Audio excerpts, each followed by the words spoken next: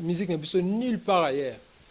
Hein? Ok, musique n'a besoin des autres kita. Tant que polémique est ça, qu'on finit entre les fans et les leaders, qu'on finit des autres musique n'a besoin et kita nassé, mesdames, demoiselles et messieurs.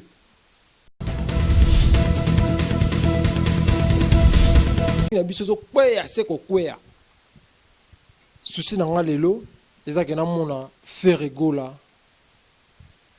akomeli Fally Ipupa to pe Fally Ipupa akomeli Ferregola basala featuring mo ensemble donc ils lelo mora bien, mesdames, demoiselles et messieurs.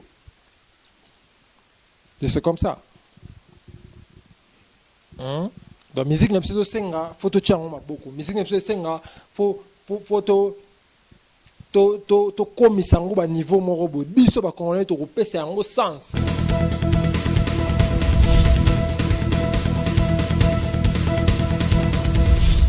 Balobi, abonnez-vous massivement. Kin Elengi TV yango ndi makam. Kin Elengi TV Yannick Wenge yonde makam. Yo motema yo mabanzo na ngai. Très bientôt Yannick Wenge. Yannick Wenge yonde makam.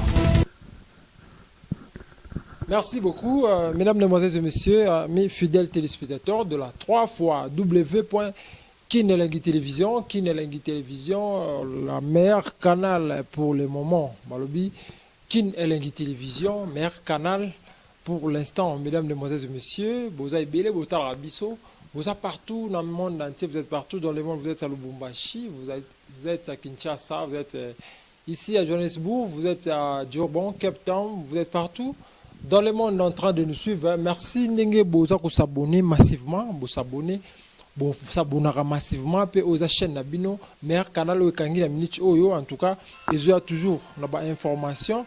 Abonnez-vous massivement, mesdames, demoiselles et messieurs, amis fidèles téléspectateurs de la 3w.Kinelengi Télévision. Lelo, tozo lobela ba sujet ezali ebele ya kolobela lelo, mesdames, demoiselles et messieurs.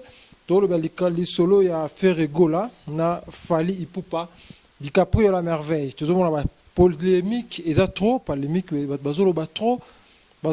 Ferregola, c'est un artiste et musicien. Fally Ipupa aussi aza artiste et musicien mboka na biso o bazo sala musala na bango, bazo sala travail na bango.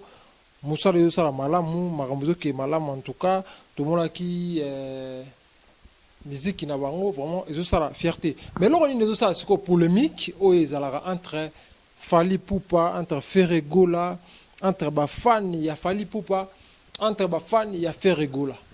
Ferregola c'est un grand chanteur où il y a ça la musique belé na Congo, na mboka na biso, abanda carrière nae na Wenge 4x4 oyo bazaki sika moko la ba fer na ba Weranson bazaki sika moko la ba JB Piana bazaki sika moko banda ko sala ba makana bango et après et ko kabwana Wera ke na kona na ye tomoni JB akepe na kona na ye mais Weranson a récupéré qui Ferregola toujours carrière na ye ekendaki malamu mingi demo pena Fally Ipupa tomonaki toyebi epa ya Koffi Olomide asala mo ba makambu moi ba musique ya kitoko beta ba musique qui vraiment ya kitoko ba série wana o esala pe ba melomane kitoko bisa pe biso kitoko pesa ki fierté ya musique congolais, mesdames, demoiselles et messieurs. Mais pourquoi aujourd'hui Rando ezara entre Fally Ipupa na Ferregola? Pourquoi le lo ba yoka na raté? Est-ce que Ferregola na Fally Ipupa ba osala pe featuring moro boy pour na fierté kaka musique na biso? Est-ce que le quoi bongo ko pe osala ma ce que ça mi et tous en direct, nous sommes dimanche, tous déjà dimanche en direct dans le plateau na biso ya Kinshasa Elengi. Vous êtes partout, Oyo, Talara biso, mesdames, demoiselles et messieurs. Donc, est-ce que Fally Ipupa na Ferregola, baruko sala featuring moroboye, et salipe moi et loco, hein? Le coup là, tout le monde a la musique, il y a mboka misusu, tout le monde a musique ya mboka na misusu, au monde a musicien, oh maga ba en tête, ba beti be featuring, au monde a musique pe et betami kitoko. Le lo musique na biso et kiti na se mingi par rapport à neto zalaka. Pourquoi est-ce que ça polémique mte kitisi musique na biso, est-ce que ça rancune mte kitisi musique congolaise to eza kimote mamabe parce que lelo congolais alingara te muninga kondima mundinga soki mundinga sa eloko malamu congolais alingaka na ye kondima te tomonaki Fally Ipupa di Cap la merveille na Zénith tomoni musique ezongi na Zénith pe Fally Ipupa azongisi vraiment fierté tomoni plein ya niveau 0 en tout cas Zénith etondaki makasi, mesdames, demoiselles et messieurs, nous sommes dans le cadre de la fierté de la musique congolaise. Tout le monde peut faire rigolo à la place soit à Kendaka, à bêta la musique nae, c'est bon. On dit biso ba congolais, moko lisanga pesa c'est bon. Pour moi on a rôle balelo. Pourquoi pas faire rigolo là Fally Ipupa bêta pe moi featuring mon robot. Nous sommes toujours faire rigolo, nous sommes toujours Fally Ipupa. Abetisko eloko moko boy nzembo moko boy to ki fitire moi ensemble aux ndenge ni pour faire rigoler grand chanteur Fally Ipupa c'est un grand chanteur ce qu'on va bete eloko moko bon mi balé donc ça la maman na kitoko fort hein bandi ko ngai la musique congolais et senga biso ba congolais to tia ngo maboko biso ba congolais to longola ba polémique ya buzoba biso ba congolais to ça l'effort musique na biso ezonge la place nango oyo ezalaka. Lelo comment muto bato jibe bato ya Fally Ipupa ba oleka ba kofinga bato ya fere ba koleka ba kofinga nyoso na zo ma musique na biso wapi ezo ma musique na biso nulle part ailleurs hein OK musique na biso des autres kita tant ba polémique eza kofinga na entre ba fan ya ba leader kofinga na fingana des autres même musique na biso et kita na ces mesdames demoiselles et messieurs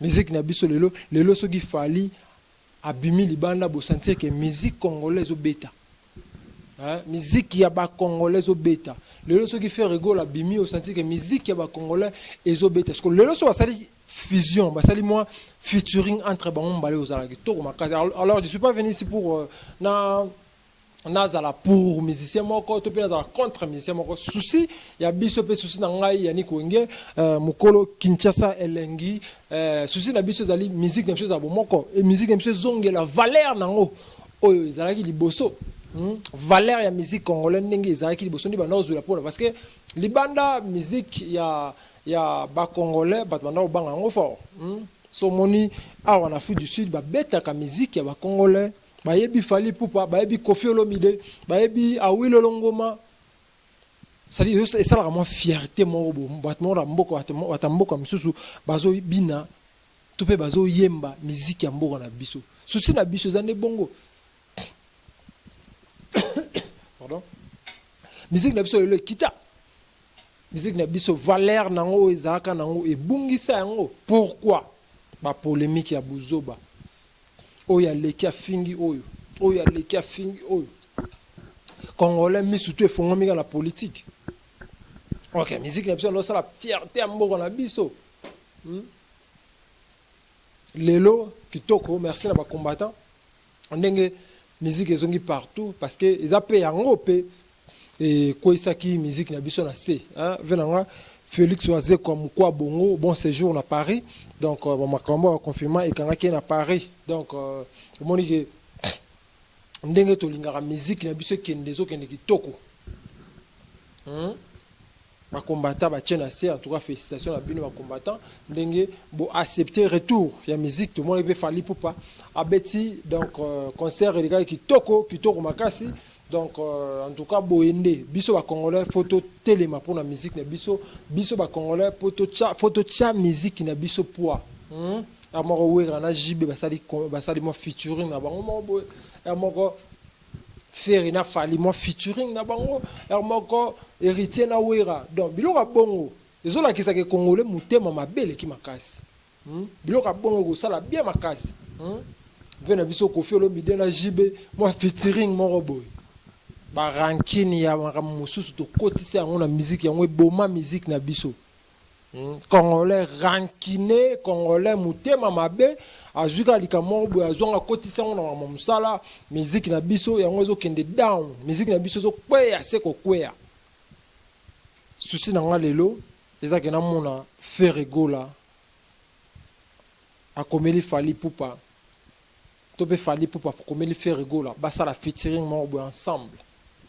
Donc, ils allaient au mora bien, mesdames, demoiselles et messieurs. Et c'est comme ça. Donc musique na biso senga photo chango maboko musique na biso senga photo to komisa ngo ba niveau moko boy biso ba congolais to kopesa yango sens to le garate na ba polémique o aleki afingi oyo aleki afingi oyo Ferré jouer un Ferré Fali Poupa ba sali mo featuring kitoko na ki Ferré go là azoche na se acha na se pour ne pas venir au ranson. Donc ranking les arnaques pe na sukate ranking c'est bon mais ranking les ont la sukate Ferré go là le loso oyebana eza pour na we ranson na fula yo ranson na chaba maboko le loko mona balar le loko mona bapala eza pour na we ranson soki le lo esengi ke na cha na se na ve na ngai et oza c'est bon soki le lo bité wana ve na nga pourquoi la polémique pourquoi la roman kaka pourquoi la tinda ba finga kai na cha na se ve limbisa nga we ranson na na mutema polele Weranson azara na ranking te to landa ba interview na ye to zala na ye to ka ninga lobaka Weranson ba ngai ba polémique na linga ngote alors Weranson azara na souci kutu ba featuring beta ba musicien bazala bomoko après ba makambo ba confinement oyo c'est ça la souci à Weranson. Mesdames, demoiselles et messieurs, donc biloko bongo et ça la bien vraiment faire ego la luka o tia na se et pas avec na Weranson et goza c'est bon parce que polémique ranking les on la soukate ya za mukolo oyebi ba parcours o boleka na Weranson les loso ko tia na se lo goza on a vite Fali Poupa na faire ego la botia na se trop de ranking et foot à rater trop de ranking o afingi o asali o donc ils ont apporté leur monter la musique na biso.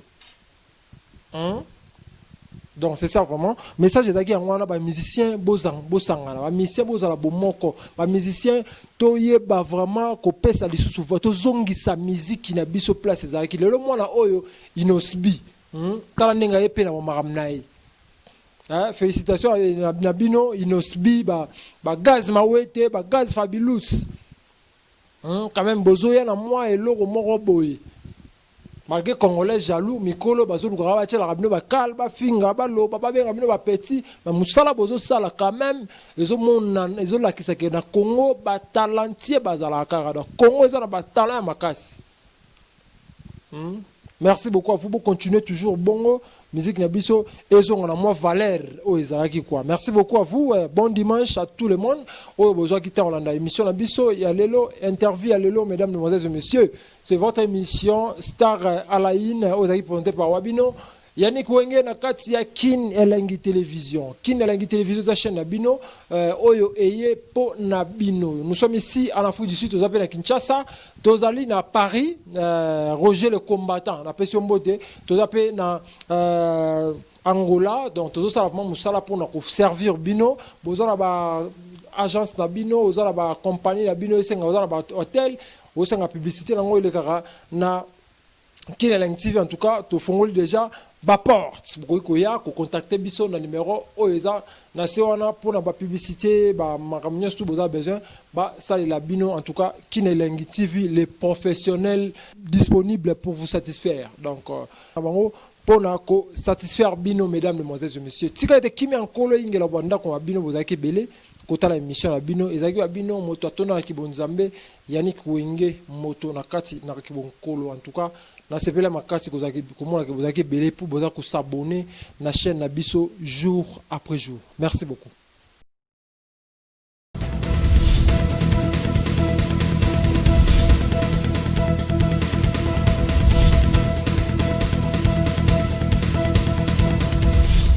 Balobi, abonnez-vous massivement. Kin Elengi TV, yango nde makambo. Kin Elengi TV. Yannick Wenge, yonde makambo. Yo motema yo mabanzo na ngai. Très bientôt Yannick Wenge. Yannick Wenge, yonde makambo.